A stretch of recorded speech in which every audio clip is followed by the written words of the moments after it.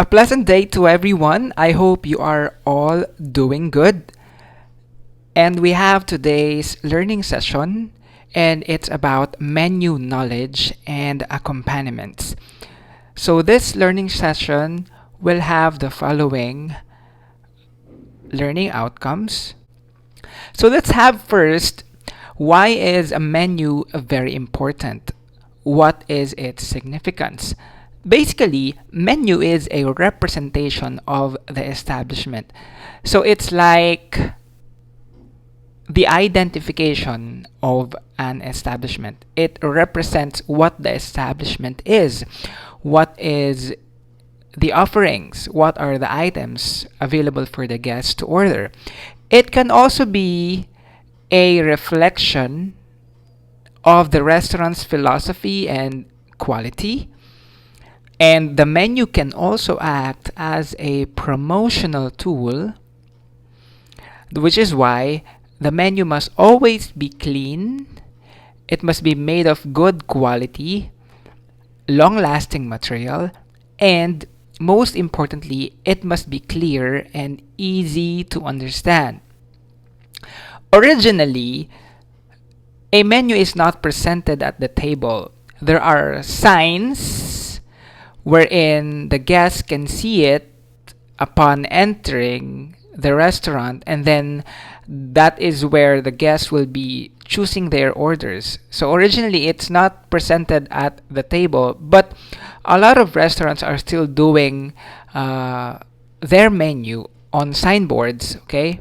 But now some of the restaurants have shifted into presenting the menu to the guest's table.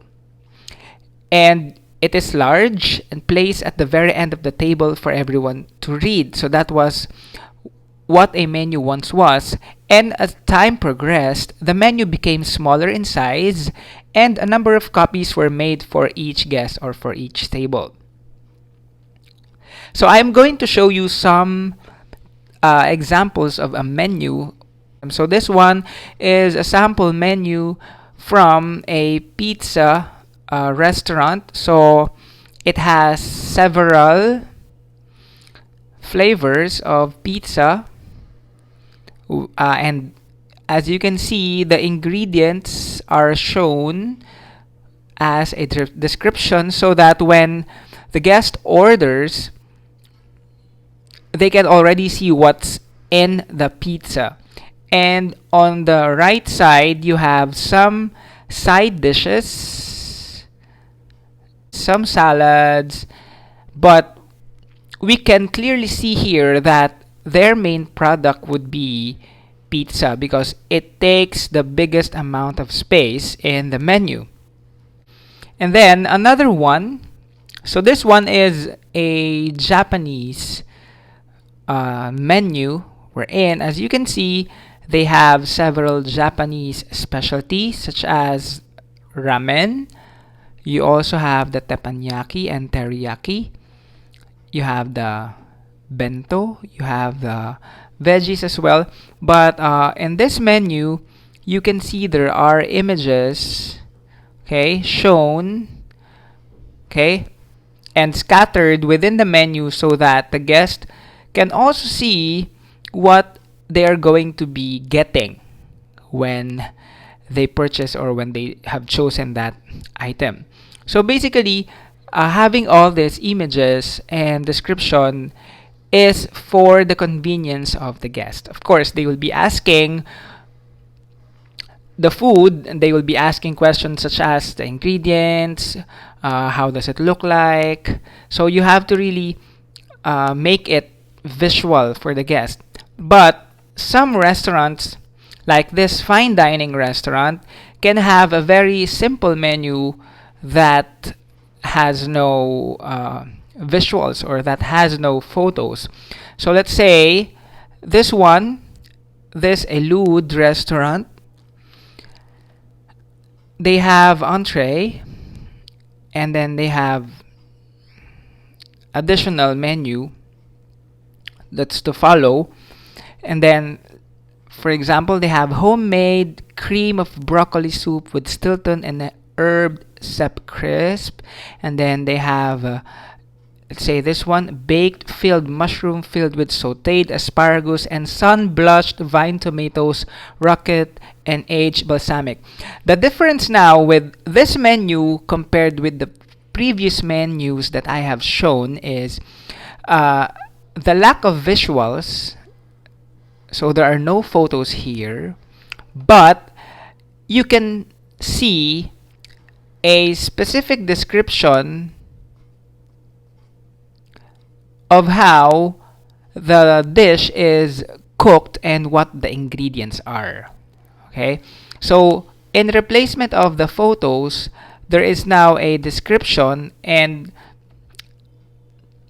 you can also see how it was cooked, like this one, baked, and then sun blushed, and then you have roasted fig. So there are the specifics, which will also give the guest an idea on what to get when they order that specific dish. So this one is for a fine dining restaurant.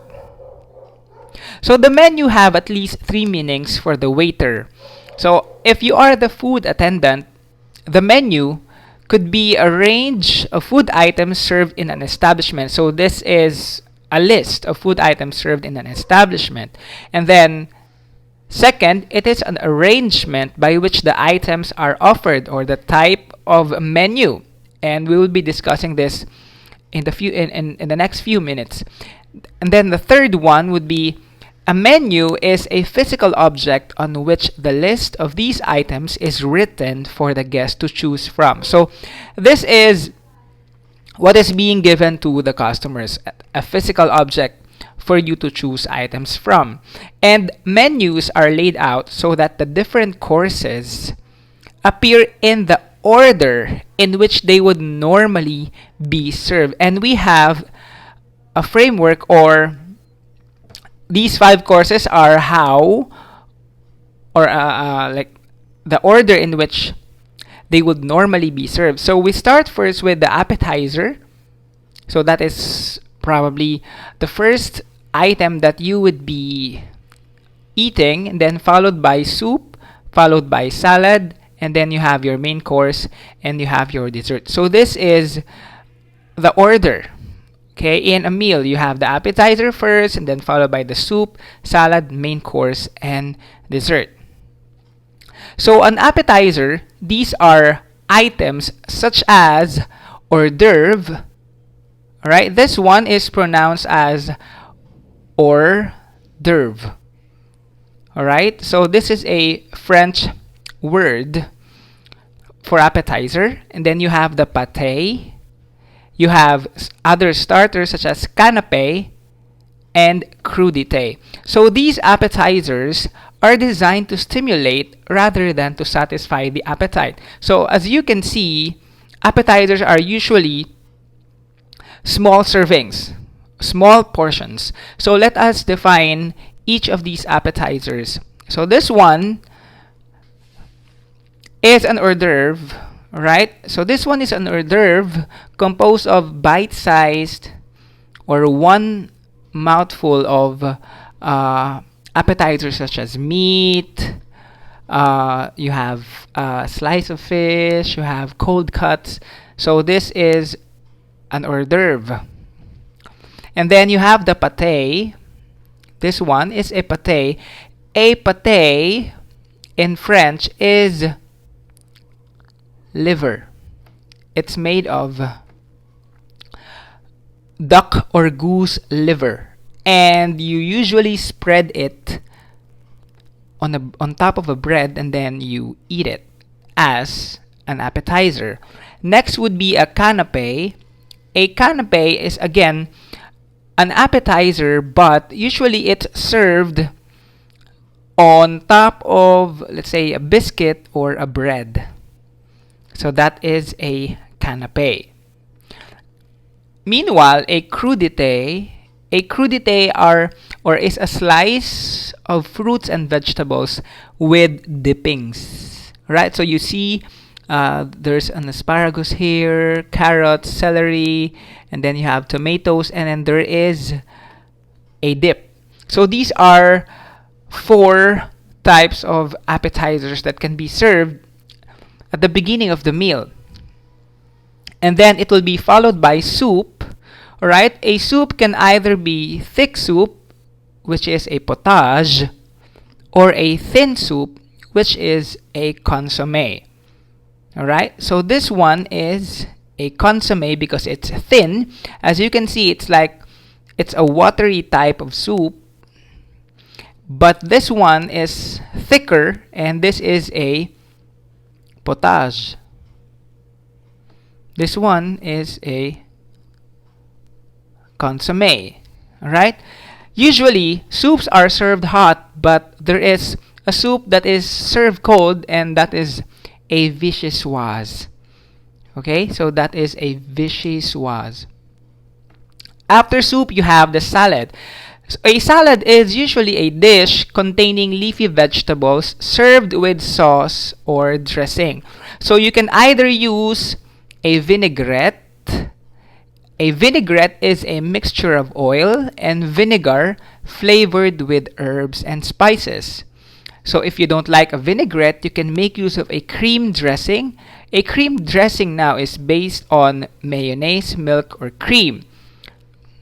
Alright, and the third one, you can also have a cooked dressing when you add egg yolks and then you cook it or you heat it. So this is for the salad. And then after the salad, you have the main course. The main course is considered the most substantial course. It is considered the most important because it is the highlight of the meal. Alright, so guests usually choose their main course first, and then they choose other courses to suit it. Okay, why is it the most important? Because it is the most filling.